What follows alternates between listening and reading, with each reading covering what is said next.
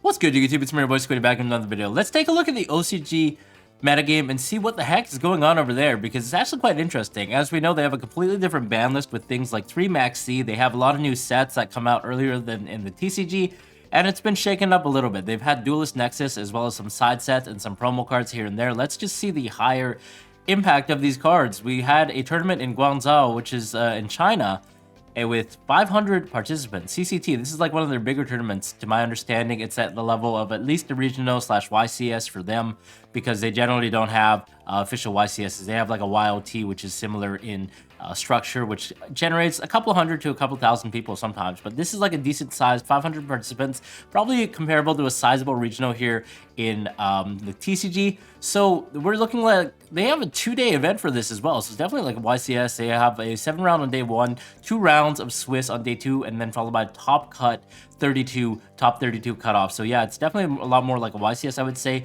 You can see in first place here actually KASHTIRA winning. Now guys, bear in mind that the KASHTIRA deck was really nerfed in the Japan. In the OCG, like, they have like 1 Unicorn, 1 Fenrir, 1 Field Spell. However, they still have Diablosis and they still have 3 Arise Hearts, so they're still able to lock. But the question is, like, how is the deck still consistent? Because we're over here in TCG bricking like crazy with the deck, even with Unicorn back at 3. And now these guys have 1 of everything, and they're somehow still not bricking and able to win first place in a 500-man tournament that has 9 rounds of Swiss plus top 32. That's pretty impressive. But you can see the rest of the metagame is quite diverse. We have a couple of KASHTIRA. I've got Cold Talker, MATHMECH, RUNICK, INFERNOBLE as well, because they have some new cards in the Duelist Nexus, including a powerful Link 1 that can actually be made using Charles, I believe, that has some pretty juicy effects. And ISHIZU TEARLAMENTS still crawling out of the woodwork here. They have the same hits as us, and as well as 1 field spell only. So key differences there. The deck is a lot weaker. You can see some other decks are trickling in. Purely, they still have full power. They also have the upcoming Duelist Nexus, a new XYZ monster that is critical support. It allows you to set the Pure Leap from deck directly. And it's also a target for the Sleepy Memory as well, for the little guys to go into. And you can see there's some Vanquish Soul, MATHMECH. MATHMECH's still at full power over there as well. And they also have Link Decoder, which we're getting in the upcoming Brother of Legend set. That's pretty good, gives them a free extra Link material. And also some still Adamantipator / Super Heavy Samurai, which they have at full power. And Rescue Ace also is another forthcoming control deck that I know has getting new support in the recent sets that's made it decently good. You can see the participants are here. And yeah, just looking at the deck list, they're kind of interesting. Because, like, guys, they only have 1 of each of these and 1 field spell, so they're kind of forced to play some other cards like Set Rotation and the Tearlaments field spell, as well as a Necro Valley, I guess, to a 3rd copy, just to maximize consistency. We're seeing 2 copies of Planet Pathfinder as well. We're just trying to get to Unicorn as soon as possible, I would imagine. And obviously, their metagame is really heavily warped by Max C, so the existence of Max C, for those of you that remember back in the TCG, when this is at 2 or 3, it didn't mean you had to play a lot of hand traps, because Max C on its own did a lot of the heavy lifting. So you can see a lot of these decks are only playing like 3 Max C, 3 Ash, and then maybe the 3 Imperm. But of course we have some 1-ups here, Shifter and Nib and Droll, I guess also for the 1-up Crossout that happens to be limited. It was heavily abused. It's a lot more broken in the OCG because it can actually hit Max C, which is a pivotal card in their metagame. And the 1 called by as well, so just very, very standard. Their pot is also at 2. I think this card should get limited in TCG. It's just a little too powerful, especially in KASHTIRA. But it's interesting, they choose not even to play things like Garura that the TCG players like to play to banish off of pot, and they're only playing 1 Arise Heart in this list, which is kind of interesting. But we're getting like level 10 options, Baron, and then Shenying as well. And on top of all of that, they actually have this card that has not been banned yet. It's the spaceship that allows you to summon like 5 tokens, and with the tokens you're able to make a plethora of things, including IP Masquerena and potentially Saryuja to start drawing a bunch of cards. I've seen people also play previously the Apex Avian as well as the Link that was not banned in the OCG at the time. And then side deck, just a bunch of 1-ups. It's interesting that they love playing 1-ups in their format, just like a lot more 1-up copies of cards, 1 D-Barrier, 1 Evenly, 1... well, I guess for the thrust you can search, so it makes it so you have 2 copies, but it's still kind of interesting that they're playing 1 of the hand traps, 1 Phantasme. In Phantasme in this deck, it's kind of rough because if you don't have Birth, you can't really play, so it's kind of interesting decision there.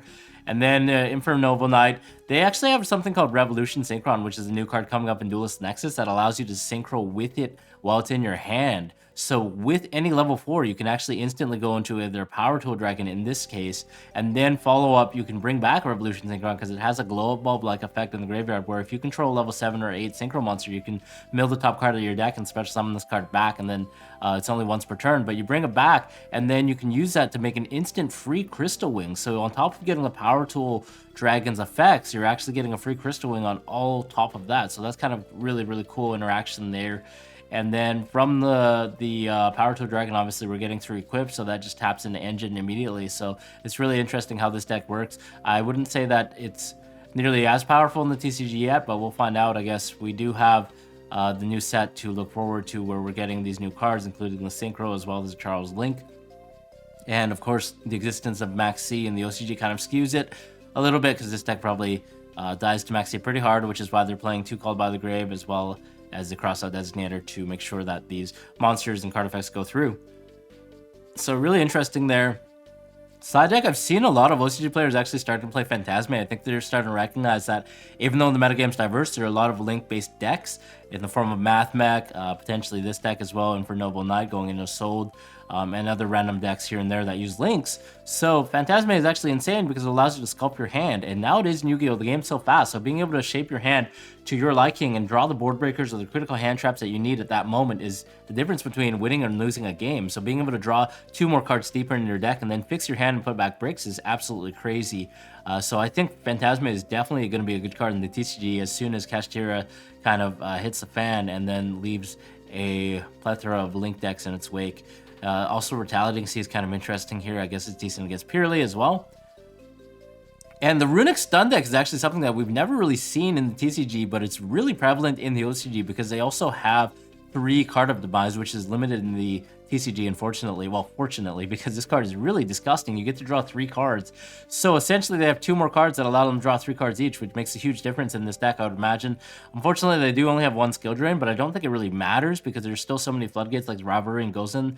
There can be only one that more or less do the same thing. As long as your opponent can't play, that's all that matters, especially for a deck like this. You're typically trying to stun and take control of the game and then deck out your opponent. Or if your opponent is decently competent, they're probably going to scoop when they realize that you've taken control, and then they can't win before you deck them out, so there's no point wasting time. So this is mostly like a modern Mystic Mind deck, modern day Mystic Mind, just like decking out your opponent, just playing a bunch of RUNICK spells. They have a new RUNICK monster coming out in Duelist Nexus as well. That's kind of interesting. That could actually be useful in the TCG as well because we have more or less the same hits as they do.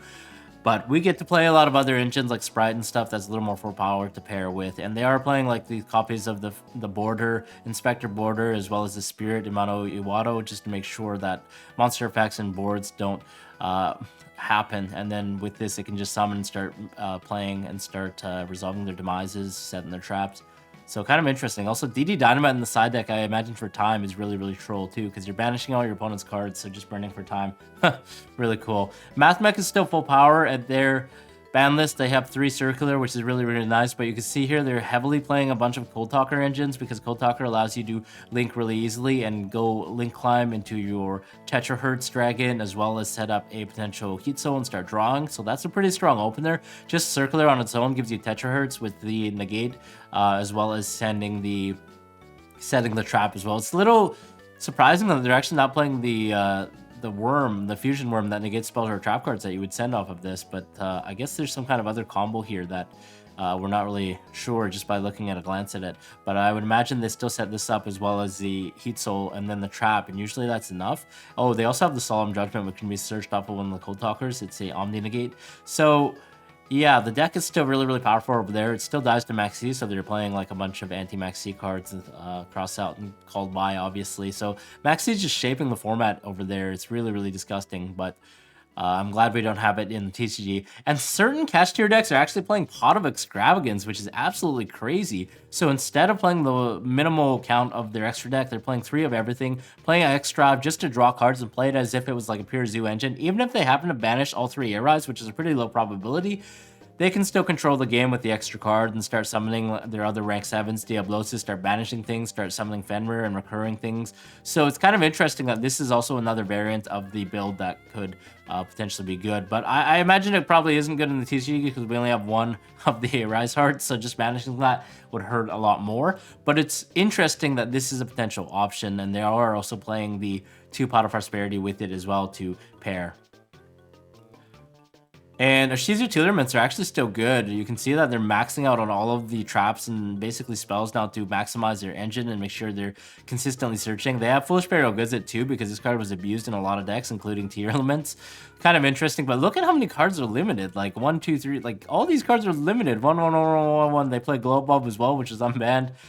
And the deck is good. Obviously, it's bad against A-Rise Heart, but generally, I think the field is diverse enough that they're still able to play and then have the A-Rise Heart outs. I guess Imperv without it, and then some side deck cards playing Kurikara as well as Nib. And there can be only one Ultra, kind of interesting. So yeah, that's about it for the OCG. I don't know. I just want to take a quick look to see like what it is. It seems very diverse. I know we're getting a ban list in the OCG on June 25th. They actually happen to have the courtesy to announce when they're having a ban list for the OCG, which is kind of nice of them.